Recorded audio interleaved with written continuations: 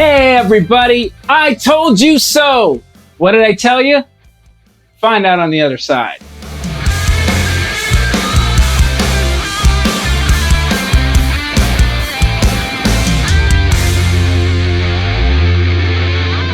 Hey, what's up everybody?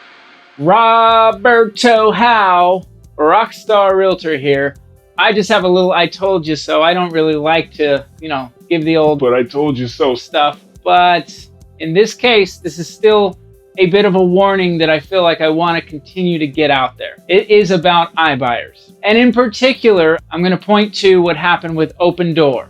Open Door was fined by the FTC, the Federal Trade Commission, $62 million for false claims. They said you would make a whole bunch more money if you sold through them. So basically sold to them, not even through them.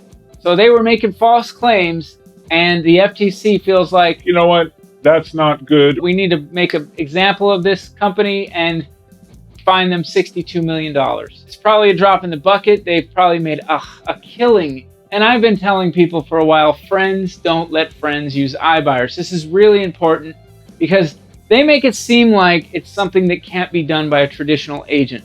That's just false. It's not true. An agent worth their salt can get you done at anything that an iBuyer can, other than the fact that maybe they have some flexibility to be able to buy that property and maybe rent it back out to you because they are the buyers, okay?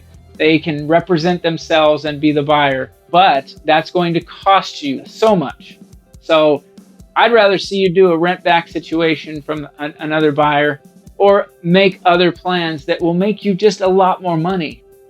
They offer some convenience, but remember that convenience comes at a cost, and it comes at a pretty hefty cost. They charge fees and they act like they don't charge for those fees, and that's part of their false claims. It's a little unclear in the articles I've read exactly what those false claims were, but we know that it probably has something to do with whether or not you would make as much money selling it traditionally through a realtor or selling it to them, okay? Realtors have been around a long time. In my family, since 1976, my mother was doing real estate. That was the first time I went to real estate school in her belly. And I went to real estate school again about 13 and a half years ago. It's a very tried and proven method. And these days, you gotta have a good agent, gotta have a good lender. I'm preaching that to everybody. Those people are gonna be your core to help you get this done and get you the most for your property.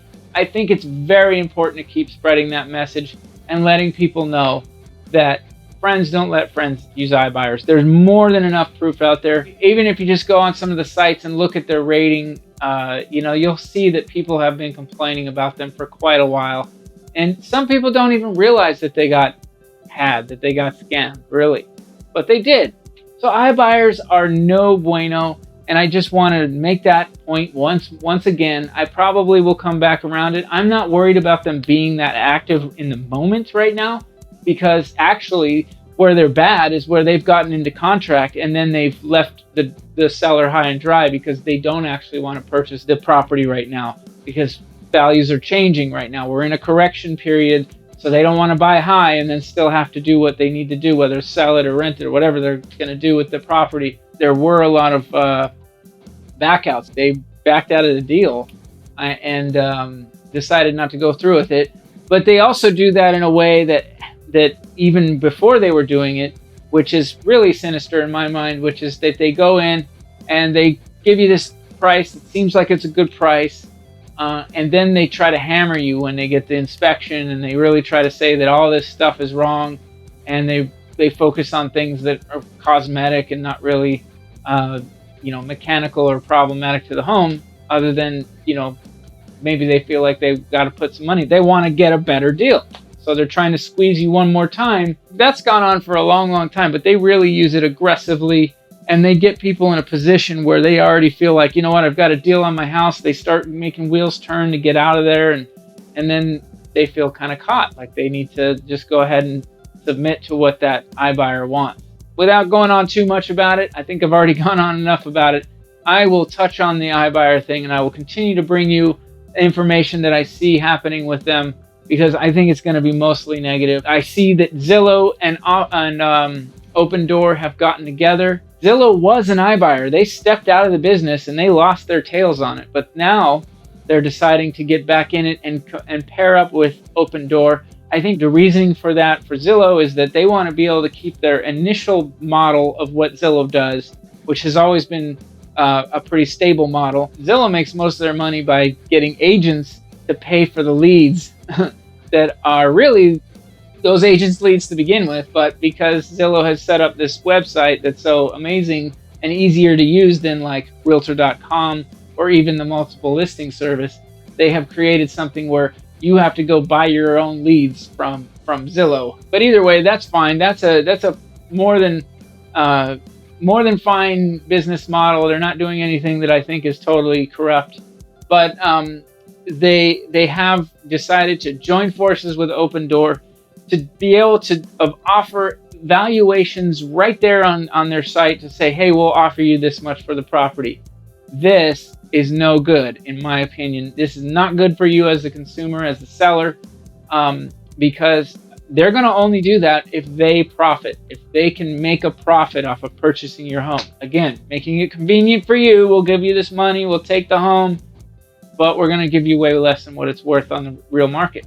And you're going to see, like right now, they're going to be very quiet. They're not even going to be active. They're going to wait to see how things happen right now. They might get their initial legs moving and get their plans going so that they can buy property when they feel like it's better. Or they're just going to be like very heavy-handed on what they're willing to offer for your property. And if you find it, you just need a fire sale, that's who they're going after. They're going after you.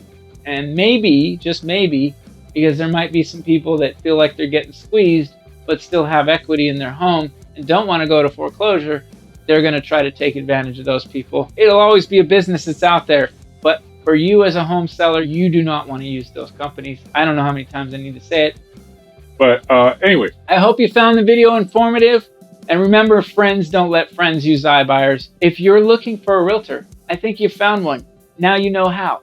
That's me, Rob Hau, Rockstar Realtor. I am the realtor, and that makes you the rock star. When you're ready to go on tour and find your home, give me a ring, give me a text, throw a note through my window. I don't care how you get a hold of me. If you're ready to put your home on the stage, I'm the guy to make that happen and put on an awesome show to get your home sold. All right, folks? Y'all have a great day. Please sign up for my channel. All you have to do is subscribe. You don't even need to sign up. What am I saying, sign up? Just subscribe. Go and boop, boop, boop, boop, boop. Subscribe. Have a great day. I'll see you on the next video.